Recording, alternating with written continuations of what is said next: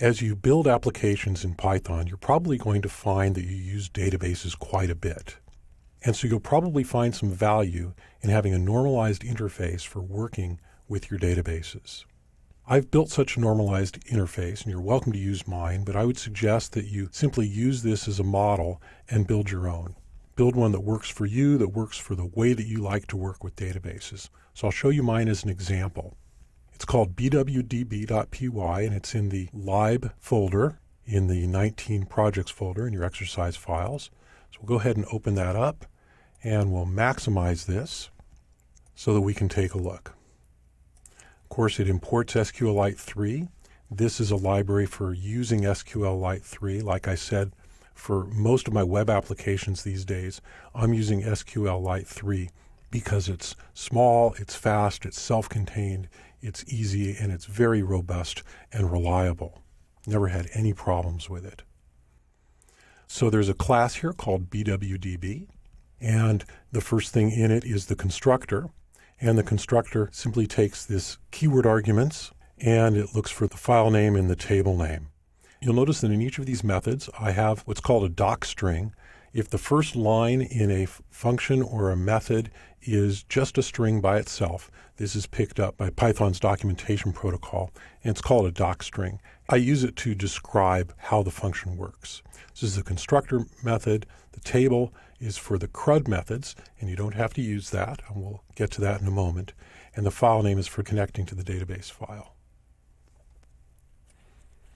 Here is one of my workhorse methods. It's called SQLdo. This is for non-select type queries. You just pass it in some SQL, you pass it in some parameters, and it does its job. This next one, SQL query, is the same thing, except that it also works as a generator, and it'll iterate through a set of results. And of course, each result is a row factory. And you'll notice that the constructor assigns file name here, and file name is actually a property which is defined down below. We've seen this technique already. And so in the setter, when a file name gets assigned, it sets the attribute in the object.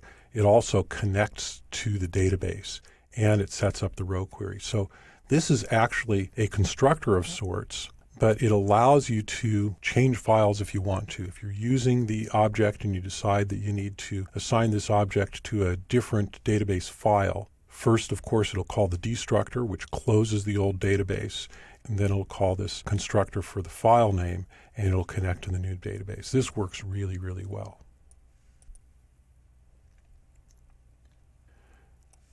We have an SQL query method for returning a single row, and we have an SQL query method for returning a single value. I find these very useful, and I use them a lot. Again, depending on how your pattern of dealing with databases is, you might find different things useful, and I would suggest that you use those.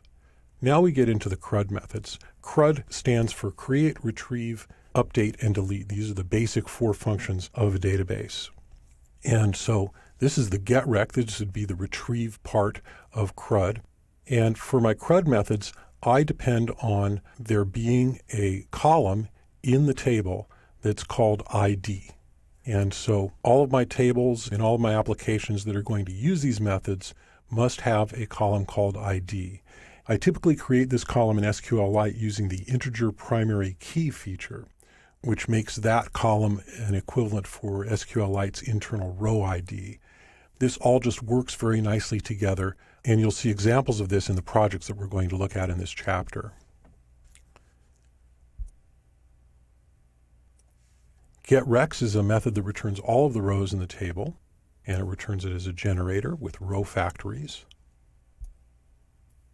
Insert inserts a record, and this uses a dictionary for the record. This is actually very interesting. This method constructs the SQL based on the names of the keys in the dictionary object that gets passed. So it takes a little bit of care to work with it, but when you use it with care, it works very, very well.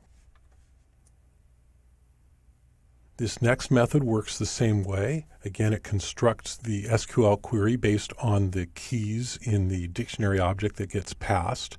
And this will update a particular record based on an ID that's passed. And finally, we have the delete method, where it deletes based on the ID, deletes the row from the table based on the ID, and a countRex method that simply gives us a count of all the records in the table. This is a very fast operation to do in SQL. Most database engines, including SQLite, are very highly optimized for count operations. So this method offloads that work to the database engine and allows it to happen very quickly.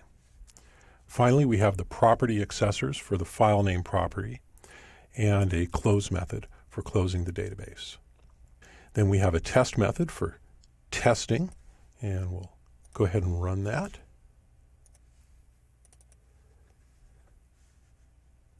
And that creates a database in memory.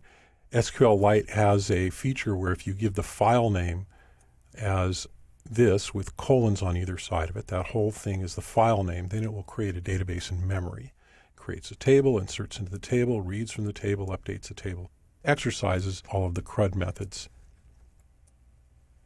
So that is my example of a normalized database interface. I find this very useful, and you'll see an example of it here in this chapter of how I use this. It makes it that much easier for me to work with databases in my applications. And these days, in the little web applications that I might be working on, it saves me a lot of time and work and allows me to focus on the logic of the code.